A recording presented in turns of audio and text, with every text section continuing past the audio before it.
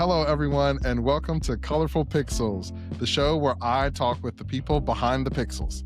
I'm your host, Carmen Askerneese, and today I'm joined by Grace Fong. Thank you so much for being here, Grace. Hi, awesome to be here, Carmen. We are so happy to have you on the show. I wanted to start off by asking, do you remember what was sort of the first game you played or experience you had that made you feel like you wanted to get into games? So, when I was a kid, my parents were all about them educational games, right? The ones that you get from the library because you don't have to pay for them and your kid's theoretically learning something. Reader Rabbit, Math Blaster.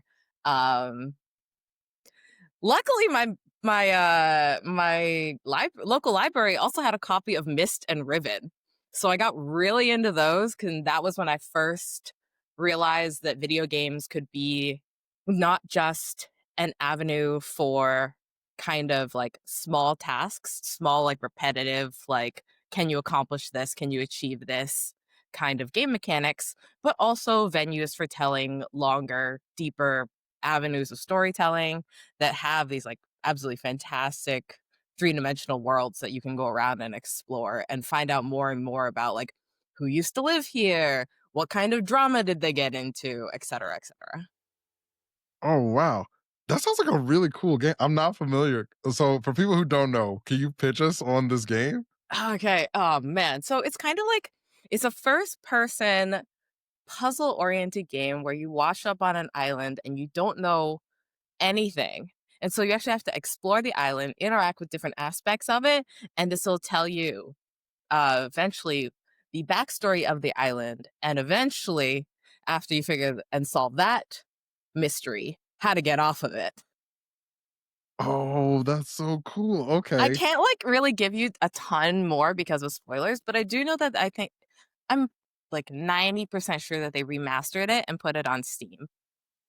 Dang. I'm going to go look this up now. I feel like as a kid, that definitely would have been the kind of game I wanted to play, but we were playing, like you said, I think it was Math Blaster and then like Typing Shark and Oregon Trail, like that kind of stuff. So I don't think it was rated for children my age, but the library stuck it in the kids section anyway.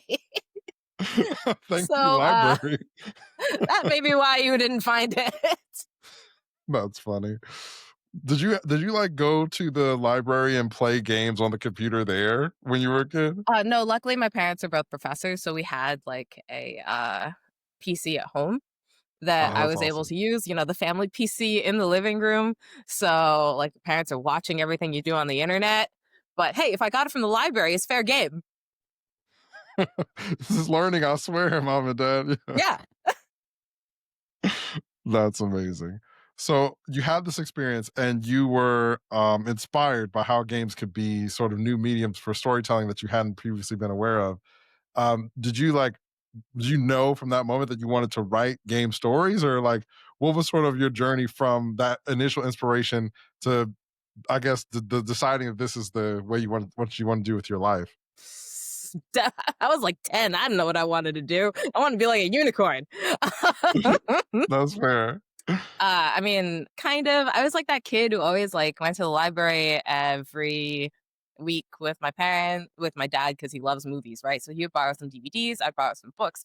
And so at that age, 10 to 12, I was like, I want to be a writer. Being a writer is really cool. Yeah. Um, but then um kind of grew up during like the formation of the internet. I was like stealing Wi-Fi from my neighbors, right? Because networks were unprotected. And over the course of like going through middle school, going through high school, going through college, I learned more and more about kind of digital media as a field, not just writing. And so I was like, oh, okay.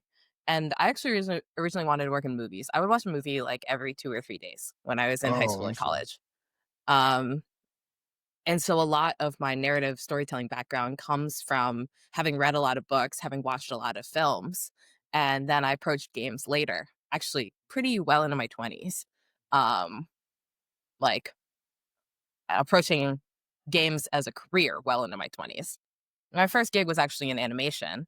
I studied computer science in college because with a lot of these newer forms of media, it was it was also a compromise with my Asian parents that I would go into a STEM field and leverage that knowledge to find a role within a creative industry.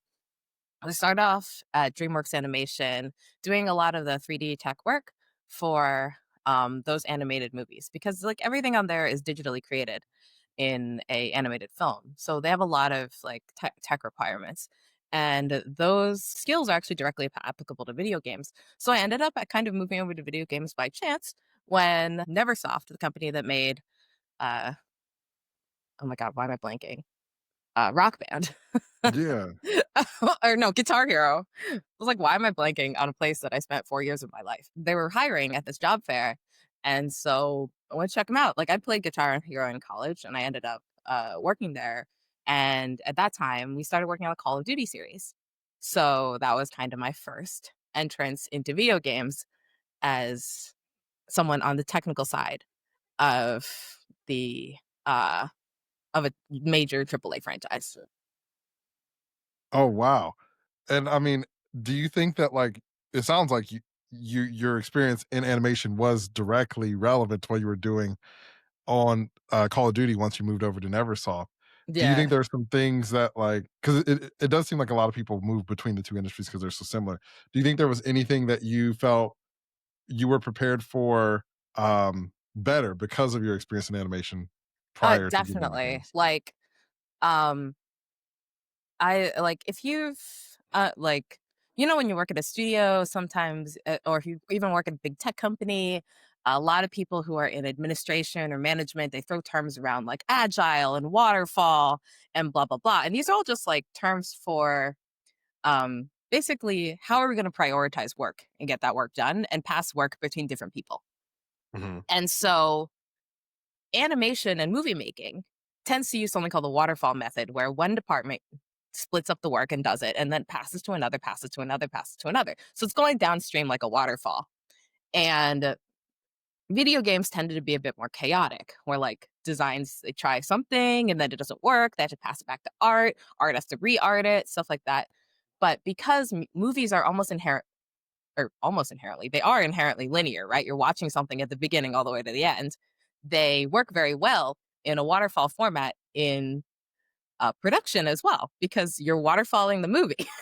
You watch it as a waterfall, you make it as a waterfall. And so a lot of those efficiencies from learning how to pass creative material between person to person was applicable in making games more efficient. So that was kind of why I got brought on to begin with. That's really incredible. I remember when I was in school learning about game production and game design. I don't think I learned about production methodologies until like maybe towards the end of my graduate program, but it's really helpful. And I'm sure people now are way more familiar with them than when we were kids. But um, Yeah. did you know that being a video game developer or working in animation was a job you could have as a kid, or was that something that you learned when you got older? I learned about it in high school and I lucked out because there was actually a program in my town at my school that had produced a number of graduates that went on to work at Pixar, went on to work at DreamWorks. And so um, I researched like how to get into that school, applied to that school, and that is where I ended up going. That's awesome. And were your parents like, were they like, yeah, she's doing STEM stuff, or were they like, we don't understand what this is? Little column A, little column B. They were like, let's see the paycheck.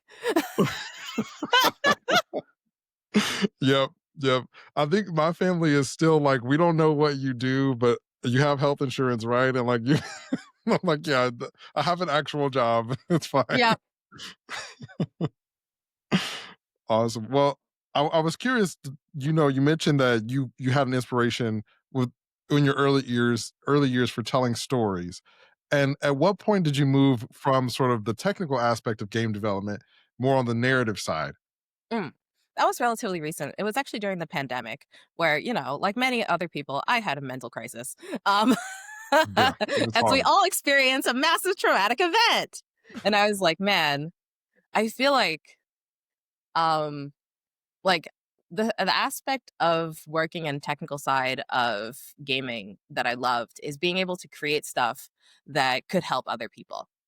Like, Mm. I love working with my teammates, and I love being able to talk to the engineers, get things done, and this has been very helpful as well, even in my narrative design career. But damn, I don't like programming. But personally, I think it sucks, but I mean, there are people who love it. Yeah, exactly. Like, there's other people who like, I can't write a story for shit. Like, we're all good at different things. Yeah. And I realized that if I wanted to have a career that kept growing, I needed to pick an avenue that was something I was more passionate about, that was I was passionate about getting better at doing. Like, I've reached a point where I could uh like sustain myself as a programmer.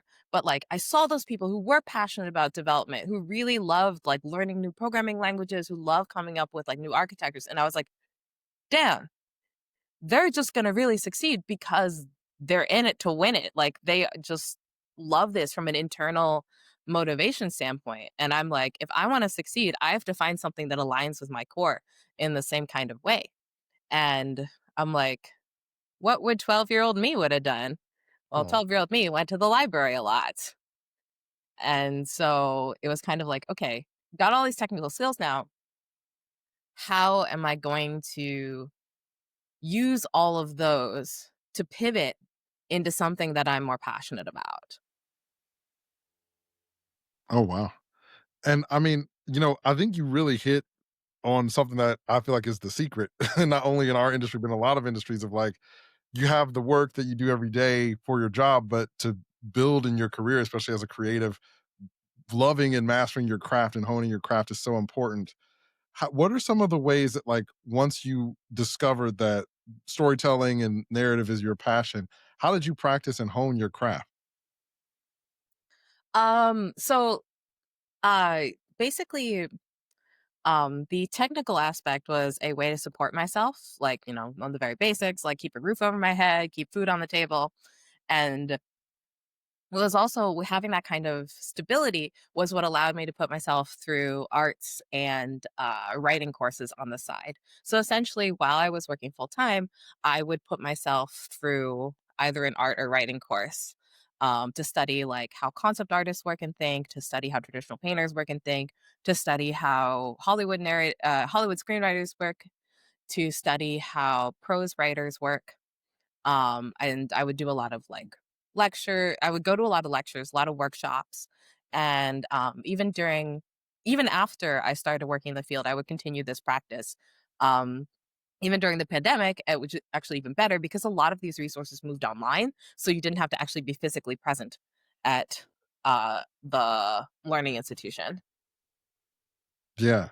Well, that's really great insight. I actually recently moved to, well, recent, a few years ago, moved to LA. I keep saying recent, but it's new for me. But yeah, like you were saying, a lot of those resources were online, and I think that it's one of those things where now information is so readily available, especially for all the different disciplines. You can really learn how people work in different mediums, and it feels like it's important for us to be able to have the skill set to move between mediums, especially as the industry continues to shift. Do you think for yourself that, like, you want to stay strictly in games, or would you ever want to bounce back to animation or maybe film and TV, or how do you feel about that? Well, I think this is best exemplified by like one of my personal heroes, which is Guillermo del Toro. Oh yeah, And so Del Toro, he's like, oh, I generally consider him a master storyteller, but he doesn't limit himself by medium. And this is kind of the same philosophy that I take towards narrative as well. Like, I think different mediums fit different stories better. Like, if you want a story where you are showing somebody something, then movies tend to be really good because they're visual and you take someone out on a ride. Like, they're, next to this character. And a lot of that emotional connection is between the audience and the character that they're observing. Whereas video games offer you something unique where you are the character. Like, that level of agency is, um, like, can only be in a game style fashion because games are the medium that actually receives input from the user. You don't like change how a movie is when you've started watching it, right? And then if you want to have even less restrictions than video games, you would go to tabletop role playing, where literally the only boundary that you get is whatever your DM will let you get away with. By the way, I cannot play a serious D&D campaign. I am too much of an internal shit poster in real life. I've You discovered gotta have a this. little fun. Like, I cannot take the real me out of a TTRPG character at an actual table. Um, That's awesome. I feel you. I mean, I definitely have like tried to with games I'm playing in and games I'm running. I'm like, how much of a chaos gremlin can I be without like derailing everything for yeah. everybody else? Like, I have a lot of friends who, like, had really big emotional revelations when, like, you know, putting themselves in the persona of another character, but, I don't know, I just feel reality really hard, I guess. I can't picture myself as another person when I'm playing in Meat Space. It's very different when I'm, like, on Discord and nobody can see my real face, but not at a real table when there's pizza and cookies. I mean, look, snacks change the game regardless of what's happening. So I feel you. I feel like you gave really great insight about how different mediums can be different tools. And I remember when I was learning, I've been fortunate to work as a writer, a producer, a designer, all these different things over the years, and they're all different disciplines and different crafts. And I very much am of the same belief of like you can be um, whatever you want and you can tell stories in whatever medium you want, but you just need to respect that craft and that medium and give it the same love that people who practice Mhm. that solely do. Um, and I remember like when I was learning that there were some people who were like, this is what you do. Like you're either a screenwriter, you make movies, or you're a game writer, you make games. You can't be both, and all this kind of stuff. So um, I was curious, like to ask your insight on like if you were going to go back in time and give some advice to your past self, whether that's to get to where you are now or to follow a different path, what do you think that advice would be? Oh, man. I don't know. I think, like, something that really helped me, uh actually, can I give you advice from my old mentor at DreamWorks that actually really helped me? Oh, yes, When please. 'Cau like so in college, I was, like, a super anxious, like, take everything super seriously kind of person, and I was like, "Oh my god, a B, that's equivalent to failing." Remember, I'm Chinese, um, Yeah. and so, like but I show up first week of work, I'm like a youngin'. I've just got my license to buy alcohol in the United States, like, level of youngin', and he's like, "Remember, if it seems like the world is ending, we make cartoons for children." Like, It's not that deep. Yeah. and it ain't that deep. Like, fiction is really great in the sense that it is a safe space to exercise a lot of emotions, experience a lot of emotions, learn a lot about yourself. And that's why I love it is you can take a lot of risks and allow people to experience those risks in a environment where you're not having an open body on a surgery table, right? Like, that's why Yes. when you die, you can respawn. That's such killer advice. I feel like, when I was first starting in the industry, I was an associate and I was working crazy hours trying to like prove myself and all this. And at the end of the day, it is not that serious. It's just you're just making entertainment. Um, do you think that like your younger self would have listened if you could go back and tell your younger self like, yo, this is some really good advice that we should listen to? It did take a while. It definitely takes a while. Like, I think a lot of um, the ability to tell yourself it's not that deep is in direct contrast to things like, worrying about anxiety, worrying about debt, worrying about like things on very immediate concerns of necessities and physical dangers and emotional relationships and just like the quality of your work as well. And I think what that advice did help me do was come up with a plan to get myself to a point where I could take that advice more seriously. Like, basically build myself some forms of security emotionally and practically, so that yeah, I actually could step back out of my own like head and be like, this is a movie for children. I love that. Mm. Now, do you think that, like, especially when you're writing stories and maybe there's like a really emotional beat or like a really powerful moment or a mature theme that you're writing, like, how do you sort of balance that with also protecting yourself and protecting your own peace? um I think like, I don't know, disassociation. um I think for me, like, it helps because like having done a lot of writing at this point, I have also done a lot of like, therapy and like looking into like history and like just like trying to be more empathetic with myself and with the people that I know, and other sources of inspiration, and creating that level of empathy and just letting yourself feel things. Cause like I'm in front of my computer, like it's not gonna, God forbid, but it's probably not gonna explode on me and, like, kill me, right? So, like, I Hopefully can not. feel those things safely while writing something, um, and just having, like, very, uh, like, work sessions that are spaces where I intellectually understand and am able to parcel things out, like, and know when I need to step away and when I should keep going. Because like, sometimes if it just gets too much, or even if I'm just too tired, you just take a couple notes and be like, "This is where I'm gonna go next," and come back later. Yeah. I think that, like, that is such good insight for people who may not know that it's okay to just walk away for a little bit. Like, just get up and walk away or leave some notes, come back tomorrow. I remember just being like, I have to do this right now. Like, this is the time to do it. Or like maybe I clock in and it's like I have 8 hours ahead of me. I need to be writing for 8 hours or whatever.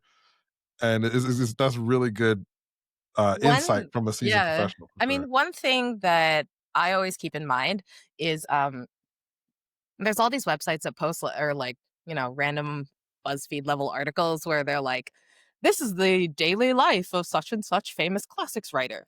Ursula K. Le Guin like wrote for like 2 to 4 hours a day of like actual butt in chair typewriter, like making prose kind of writing. A lot of writing is actually comes from thinking, walking around, like, um, so like I suffer the sitting down in front of a blank page really sucks, right? Because you're like, "What is my first sentence?" And eventually, like, you'll get into a flow. But I find out that for me, the best way to get that um, initial runway, that little push to keep going, is I gotta lie down in bed or take a shower. Like, That's what starts it. you have to like isolate, like, especially in a world with like social media, lots of responsibilities.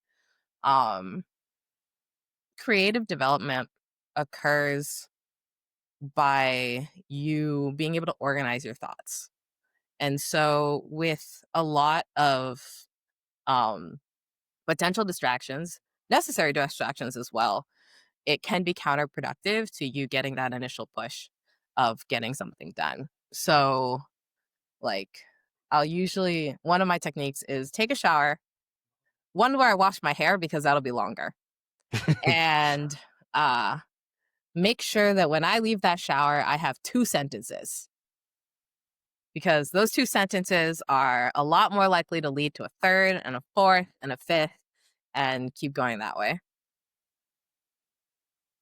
I got you. Okay, so just having that moment of self-reflection or being with yourself, collecting your thoughts, and getting something that's gonna get you off 0. That sounds Yeah. like a really, like, tried and true method for sure. And sometimes you're just too tired and you're like, "I get out of the shower and I just, I want lunch." And you come back to it later, it's not going Yeah. anywhere. I did wanna follow up, on that and ask, like, do you think or what sort of has been your philosophy in terms of, like, building a career as a writer, as a narrative, storyteller in games? Like, I know that the industry has changed a lot in the last 10 years or so, and it's like some people are like, "Oh, maybe I need to also write books or also do something else in order to make a living for myself." Like, how have you sort of been able to build a long form career for yourself, and how do you maintain in an industry that's unstable? Oh man, I'm honestly like at the very beginning of my like narrative career. I think like because like I've only been in narrative since 2020, so that's like only 5 years. Um, That's a long but I time. for gaming, I guess, yeah, Yeah. actually. Um, but yeah, I guess it's because like games as an industry, the industry as a whole, like, and especially the industry since 2023 has been so volatile. Everything still feels new. Um, I think like the way that I approach building long-term career is to try and, go back to that, like, what makes me me kind of thing. Like, similar to Mm. how, like, I went and it was like, I want to go into narrative. I realized that what defines me as a narrative designer is that 10 years that I spent as a technical artist. Like, I Oh, okay. have a specialty in pipeline that is not particularly common if you came out of, say a writing MFA where you didn't have to learn how to do code. And even from people who came out of like more traditional software engineering, like pipeline is a very specific specialty to the 3D art industry for like Mhm. passing asset types back and forth through game engines.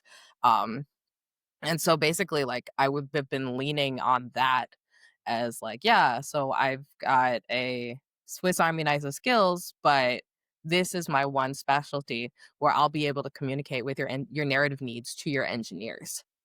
And Mm. so that was something that I actually discovered during the interview process, um, with over like tons and tons of companies trying to explain like because like the first question you almost always get in an interview is like, "Tell me about yourself." Yes. And so I realized that like what I was saying was not exactly something that people ran into that often. And so I think one way, like if you are a writer, to understand the kind of stuff that you really like to write. Like I was blessed at Wizards. I was able to work on three things I love, which is anime, body Heck yeah. horror, and westerns. And so now I can just be like, bam, bam, bam, these my shit. So awesome. The And hey, trifecta, anime yeah. and body horror, now I'm on cyberpunk, right? Like, Hey, there you um, go. so and that's another thing is like a lot of people I think it's especially when you're starting out, you're like, okay, I want to be a writer, any kind of writer, but or like I want to be an artist, any kind of artist. And it's true, like voice matching, style matching is really important. But a lot of what a creative is supposed to bring to a table in a team setting like this is also the ability to design, which Mm. is the ability to bring your own ideas that will help enhance the overall mood, tone, or message of the piece that you're creating together. So when I'm like, "Hey, I'm very familiar with anime," that means that I understand the tropes that you would see when you watch, anime from Japan, like giant robots, right? And so if somebody was to put me on something I didn't understand, like horses terrify me. They can kill you. Um, then that's probably less of a good fit because then when I am asked to present creative ideas about horses, um, they just won't ring true to people who are passionate about horses, or they'll just be terrifying giant people eating horses. The horses in their final form. Look, they stand on their toenails. It's weird. That is weird. I mean, horses might be eldritch beings for all we know. I did wanna follow up, with so you were mentioning, like, sort of knowing your craft and, like, understanding how you can incorporate your passions into what you're doing. How do you sort of, maintain your passions and keep your peace outside of work? because you're doing so many of the things you love for your job and like incorporating those in your job. How do you like unplug and keep your happiness? So I think you were talking about just moving to LA, right? And being like, LA feels weird. And Yeah. I think this is one of the skills that I developed while living there, and then also going with some old friends from college to do some traveling around Europe when I was younger. And I maintain my distance by keeping a pretty wide social circle of people who, while they enjoy nerdy things, are not necessarily also developers. Mm. Like, so we speak a common language, but I got people who touch grass. Uh, Yeah. like, we go out in the mountains and we do creative things. Um, and everybody has a different kind of like impetus for that creativity. And a different kind of creativity. Like sometimes you have software developers. I have a friend who works in shipping logistics. Um, got other friends in animation, uh, and like also obviously have other friends who are like prose writers or like just pure like drawing artists, right? Yeah. And so I think having a great social circle of people who are like, emotionally supportive, who you can also in turn emotionally support, helps really keep you grounded and healthy so that your entire, um, so that like those more necessary emotional things, you're not always getting them from your workplace or from your Hmm. creative work. Like Yes, my that friends are support my system. inspiration, basically. Mm. That's wonderful. Like having a really well-rounded support system so you could be a whole person Yeah. and well-rounded person.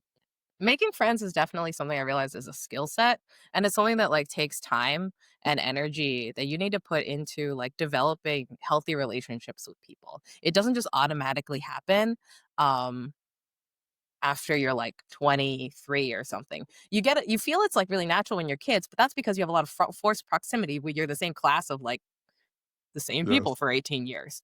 But as an adult, you have to kind of step out and be like, "All right, I'm gonna put energy into maintaining this social circle, getting us together, planning events, and in order to keep yourself healthy and keep your buddies healthy." That's so good. I feel like that's a skill people have you like learn, you graduate college and then it's like, "Oh, I have to like put in effort to have Yeah. friendships and relationships." Yeah. Such a good and powerful skill. I did, there was one thing I forgot to ask earlier that I just wanted to go back to real quick. Mhm. You mentioned that like you have a unique skill set because of your experience on the technical side of the pipeline. When you've worked on like teams with other writers before, what has that been like? Sort of like incorporating your skills and your experience with people who may have different skills and experience in a writer's room. I think it's a lot of like, saying like, "Hey, here's what I'm good at. Tell me what you're good at. Here's what I need help with. Can you help me with this?" Like I have currently somebody on my team who's like much, much more well versed in working in live action film. I've never worked in live action, but like he's worked in it. So he knows what it's like to be on set. He knows what it's like to work in a writer's room with more people who are not also game developers. He's much better at writing dialogue and screen than I ever would be. And then we also have somebody who used to be a criminal reporter, right? Oh So wow. like she's got um like the experience there about how to like, you know, write about social issues, how to think about them. And well, what I offer is I can fix their computer when it breaks, I guess. You're being modest. That's hilarious. Yeah, I mean, like a lot of times I get brought on, as somebody to help take care of the more technical aspects of narrative design. So the people who have more experience than I do in the pure aspects of writing, especially dialogue, um, so that they can worry about only they could do best what they do best, Mhm. right? So I mean, that's a powerful skill. I feel like a lot of companies have been kind of moving towards having people who can balance narrative as well as the technical side of things. Um, I definitely like when I was a writer for a while, I was strictly on the narrative and the writing side. And I mean, I had been a systems designer and an engineer for a while, but I definitely wasn't like telling people that because I was like, I'm not confident in my abilities to go into your game engine and start coding stuff. So, but that's really cool that you like found a way to not only give everybody a voice, but give people a chance to shine at the things that they really excel at. Yeah, I think like it comes from specifically being a pipeline tech artist, I think, Mhm. because in pipeline, a lot of what you're doing is writing and developing tools for other Mm, artists. So those 10 years, 90% of it was me being just like person who talks, who translator between artist and engineer. And so I had to understand enough on like both sides and be able to communicate it, even if I couldn't execute the code well myself. I see. And That's so a like hard there's a lot job. of, especially because a lot of games are made on like team situations, there's a lot of opportunity for people who have a focus on learning how to communicate. Mm. I mean, I feel like it's something that's really overlooked, but like sometimes game teams could be hundreds of people, thousands of people, and it's like everybody's got to communicate in some kind of way. There's got to be somebody who's kind of corralling the information, and that's a super important job Yeah. and a skill set to have. I mean, it also depends on the size of your game company, right? Like, if you're one of those, if you're part of a smaller indie team where there's only 12 people, you're probably going to be more focused on deliverables. Mm. Um, but like through chance, uh my career has mostly been larger studios, and so that's where the specialty developed. But like, some people they can spin up an entire game by themselves over the course of like 6 months, right? And that is a fucking impressive skill set by itself. That is insane. Yeah, I definitely am like so amazed by those people because I'm like I can never do something like that. That's incredible. Mhm. We're just about out of time, but before we close out, I wanted to ask if people wanted to follow you or see any of the things you're working on, where can they find you online? So my website is my name, Grace P. Fong at .com. And hang on, I'm looking up my own Blue Sky. I haven't used it in a little bit, but yeah. So you can also find me on the internet as Fictograph, which is basically pictograph, but with a Fictograph.